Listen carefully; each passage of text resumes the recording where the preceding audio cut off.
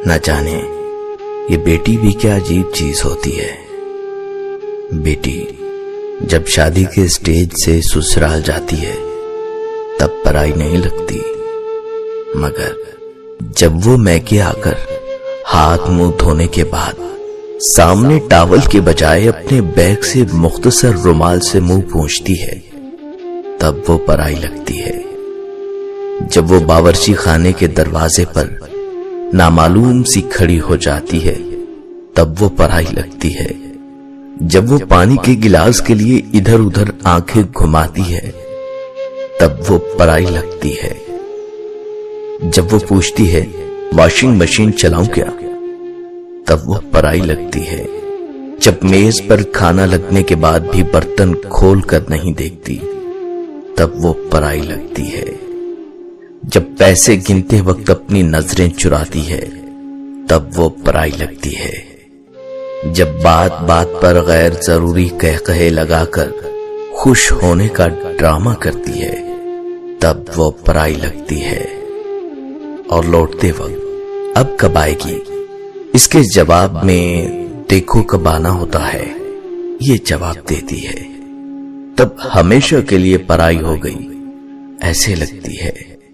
लेकिन गाड़ी में बैठने के बाद जब वो चुपके से अपनी आंखें छुपा के खुश करने वाली कोशिश करती है तो वो परायापन एक झटके में बह जाता है, तब वो पराई सी लगती है।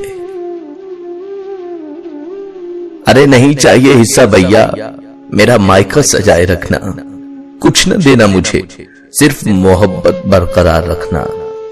पापा के इस घर में मेरी याद बसाए रखना, बच्चों के जहन में मेरा मान बरकरार रखना। बेटी हूं हमेशा इस घर की, ये एजाज सजाए रखना। बेटी से मां का सफर, बेफिक्री से फिक्र का सफर, रोने से खामोश कराने का सफर, गुस्से से तहम्मुल का सफर। पहले जो आंचल में छुप जाया करती थी आज किसी को आंचल में छुपा लेती है। पहले जो उंगली पे गर्म लगने से घर को सर पे उठाया करती थी आज हाथ जल जाने पर भी खाना बनाया करती है। पहले जो छोटी छोटी बातों पे रो जाया करती थी आज वो बड़ी बड़ी बातों को जहन में छुपाया करती है। पहले भाई दोस्तों से लड़ लिया करती थी आज उनसे बात करने को भी तरस जाती है। माँ माँ कहकर पूरे घर में खेला करती थी आज माँ सुन के आहिस्ता से मुस्कुराया करती है। 10 बजे उठने पर भी जल्दी उठ जाना होता था आज 7 बजे उठने पर भी लेट हो जाया करती है। अपने शौक पूरे करते करते ही साल गुजर जाता था आज खुद के लिए एक कपड़ा लेने को तरस जाया करती है। सारा दिन मुफ्त होके भी बिजी बताया करती थी अब पूरा दिन काम करके भी काम चोर कहलाया करती हैं। एक इम्तिहान के लिए पूरे साल पढ़ा करती थी अब हर रोज बगैर तैयारी के इम्तिहान दिया करती हैं। न जाने कब किसी की बेटी किसी की मां बन गई, कब बेटी मां के सफर में तब्दील हो गई। दोस्तों, बेटियों की उम्मीदों पे फकत बाप पूरा उतरता है, ये किसी और के बस की बात नहीं।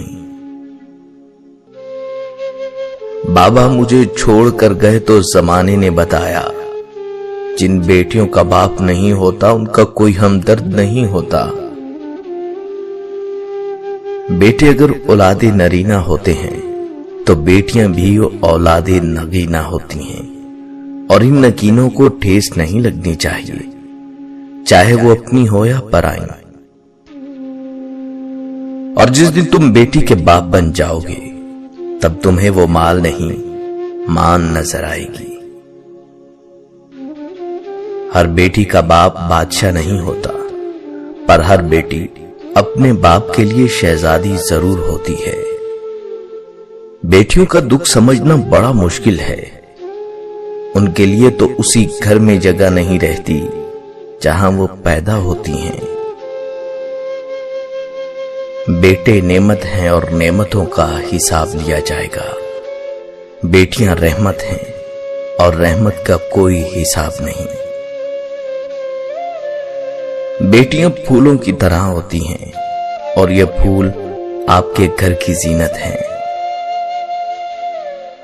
बेटी रहमत का दरवाजा, बख्शिश का जरिया और जहन्नम की ढाल है।